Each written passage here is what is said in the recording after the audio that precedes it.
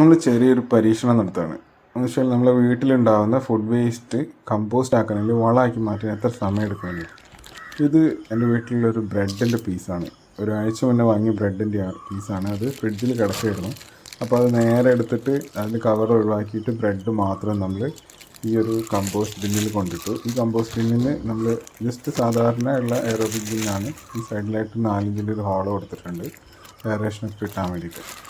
എന്നിട്ട് നമ്മൾ അതിൻ്റെ ലിഡ് വെച്ചിട്ട് അത് അടച്ചു. എന്നിട്ട് നമ്മൾ ചെക്ക് ചെയ്യുന്നത് നാളെ ആയിരിക്കും. നാളത്തെ സെയിം സമയത്ത് എന്ത് ചേഞ്ചസ് ആണ് ഇതിന് വരുന്നത് നമുക്കൊന്ന് നോക്കാം. അടച്ചു വെച്ചിട്ട് നാളെ നോക്കാം.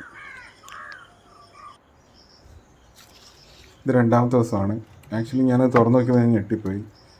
ആ ബ്രെഡിൻ്റെ ഒരു അംശം പോലും അതിൽ കാണുന്നില്ല.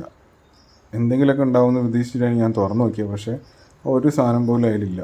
ആ ബ്രെഡ് അതിലുണ്ടായിരുന്നെന്ന് തന്നെ പറഞ്ഞു കഴിഞ്ഞാൽ വിശ്വസിക്കില്ല ആരും. സോ അതിലുള്ള BSF ലാർവേ ആണ് ഈ ഒരു വേസ്റ്റിനെ നമ്മൾ ഡൈജഷൻ ചെയ്തിട്ടുള്ളത്, കമ്പോസ്റ്റ് ചെയ്തിട്ടുള്ളത്.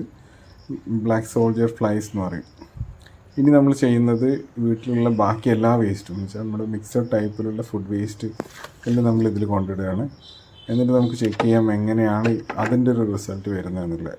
സോ ഇന്ന് നമ്മൾ ഇപ്പോൾ തന്നെ ഈ ഒരു സമയത്ത് തന്നെ നമ്മൾ ബാക്കി എല്ലാ വേസ്റ്റും ഫുഡ് വേസ്റ്റ് ഇതിൽ കൊണ്ടുവിടുന്നു. എന്നിട്ട് നമുക്കിത് അടച്ചു വെക്കുന്നു. എന്നിട്ട് നമുക്ക് നോക്കാം ഇനി നാളെ ഇതേ സമയത്ത് എന്തൊക്കെ വ്യത്യാസമാണുള്ളത്, എത്ര സമയം എടുക്കുന്നുണ്ട്. ഈ ഒരു ടൈപ്പ് അതിൽ ചോറിൻ്റെ ഉണ്ട്, പച്ചക്കറിയുടെ വേസ്റ്റ് ഉണ്ട്, എല്ലാ സാധനങ്ങളും ഉണ്ട്.